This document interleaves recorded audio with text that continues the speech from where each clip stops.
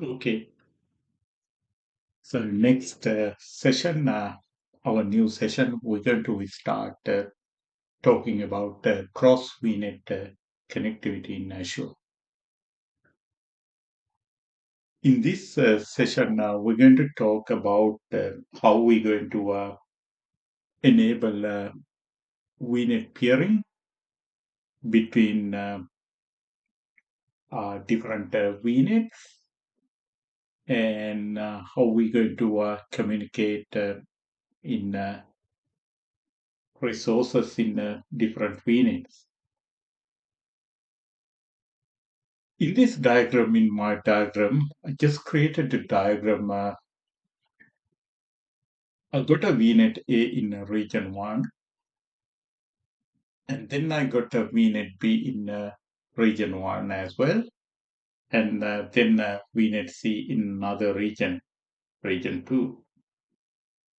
So this is how we created the VNet peering. VNet peering is allowing VNet to these resources in this VNet can talk to Vnet B using Microsoft backbone network. So once you create a peering in between two Vnets, the traffic goes through Microsoft backbone Vnet, not through the internet. So if we create a Vnet peering between two Vnets in same region, we call it regional Vnet peering. And if we create a VNet peering in between two VNets in two different regions, we call it a global VNet peering. The major advantage of VNet peering is the traffic of two VNets go through Microsoft backbone network. So that's sort of latency is less. And the next what I'm going to explain is in these three VNets, you can see that VNet A is paired with VNet B, and then now VNet B is paired with VNet C.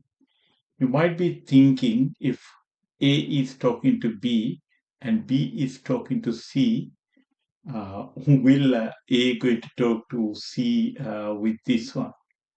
It's not going to work. So these VNet pairing are not transitive, right? If you want to communicate between VNet A and VNet C, just have to create another pairing between VNet A and VNet C. So because of this, VNet pairing are not transitive.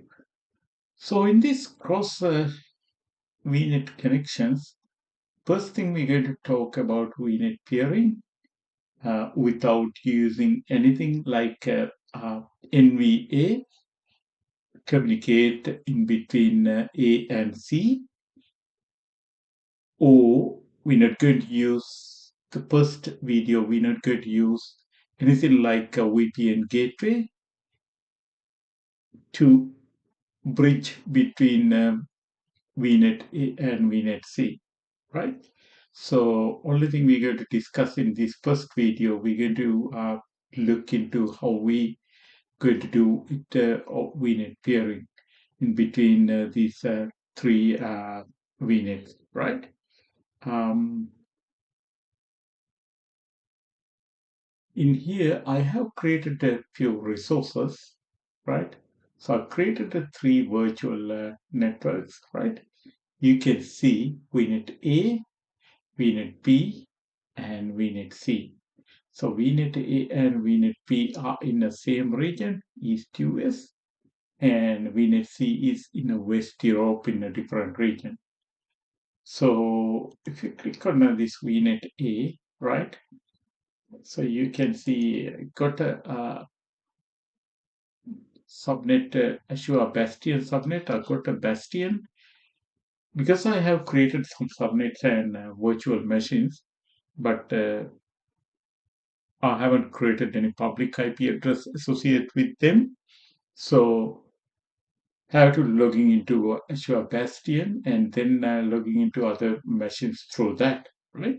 So if you're looking into peering, right, I have created a peering in between Vnet A and Vnet B, right? So this is the peering, right? So I have created um, allow Vnet A to access Vnet B is ticked. And also I just allow A to receive forwarded traffic from Vnet B.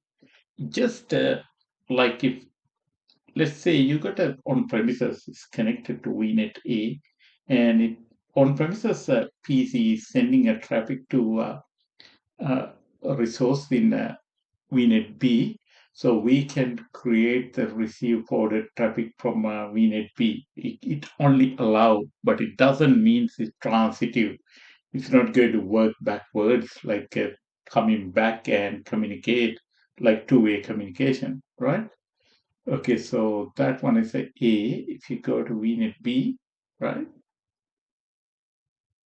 VNet B, VNet A and B the same thing, like a tick to VNet B to access VNet A and VNet B to receive port from VNet A, right? And then we created the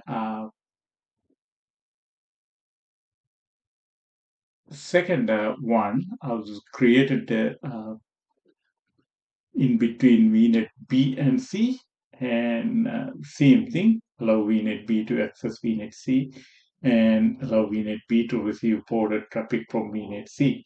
So that doesn't means this tick doesn't means it's going to work transitive from VNet A to VNet C. So only allowing forwarding some traffic from here to there, but not backwards, right? That's what just need to understand. If you go to VNet C, so there's a one link is created from VNet C back to VNet B, right? It's also got a VNet C receive forwarded traffic from VNet B. Doesn't mean it's not going to work from A to B, right? Okay, so let's go back, right? And if you have a look, these virtual machines, I got three virtual machines, right? VNet A, which is in 10.0.0.4. The I just forgot to tell you most important thing is when you are creating peering, just need to make sure uh, IP address space should not be overlapped, right? You make sure you got some space without overlapping. So if it's overlap, we got some ways when working out, like using IPsec tunnel, but we'll discuss in the future video with when we creating a communication using virtual network gateway. But in normal peering, you can't have any VNets with overlapping IP spaces. So you need to make sure you use the different IP spaces in each VNet, right? So this one is 10.0.0.4. There's a computer in PC virtual machine, and if you go to VNet B, the address space is 192.168. I use the machine is in there is 192.168.0.4, right? And if you go to VNet C, that's in West Europe. That region I created a 172.16.0.4 to show you guys you need to use different IP range, sort of different IP addresses with not overlapping. Still, you can use something like 10.1.0.0 or 10.2.0.0, 10.3.0.0, but someone might confuse, are they overlapping? They're not.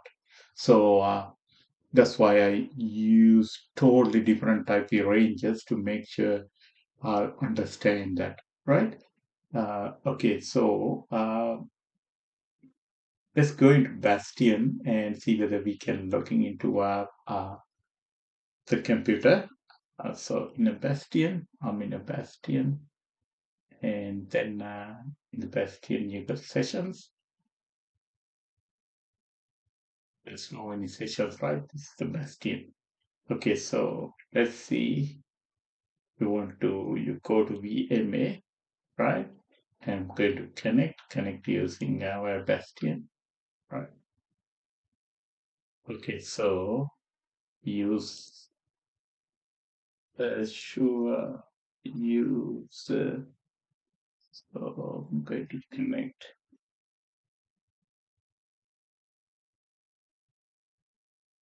So I'm connecting to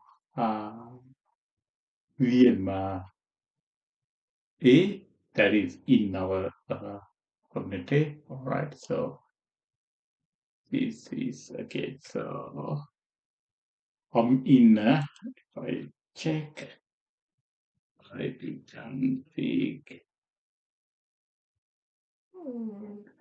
Sorry, CMD. Uh, let's have a look. Okay, so this one is a 10.0.0.4, right? Let's logging into from this machine to machine in Vnet B 192.168.0.4, right? So let's see. See that? The ASCII password. All right, so we get to logging into the second machine, right? So that machine in this machine is actually in. I'm going to just close this one. So let me close. Okay. So we are in machine in subnet 2 now, right? Sorry, VNet 2. VNT. So I think big, right? So see that 0.4, right? We possibly can log in from this machine to VNet C, right? So see that this machine we can log in into 172.16.0.4, right?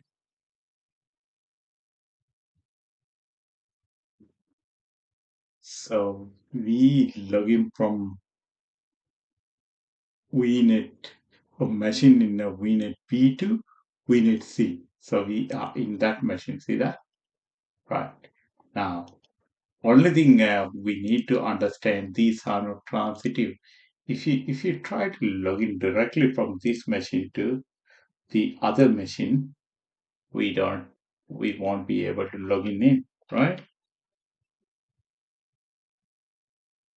So this is we are in the machine in VNet A. We're trying to log in into a machine in the VNet B. Sorry, VNet C. So it doesn't allow. So that's why it's not transitive. So in communication in between A and C, either we have to use NVA with the user-defined routes, or we have to use router or other VPN gateway for that purpose, right? Okay, I think peering Windows, Azure peering. I think this is for the first video. We'll see you guys from a second video with NVA or using VPN gateway. Until then, thank you very much.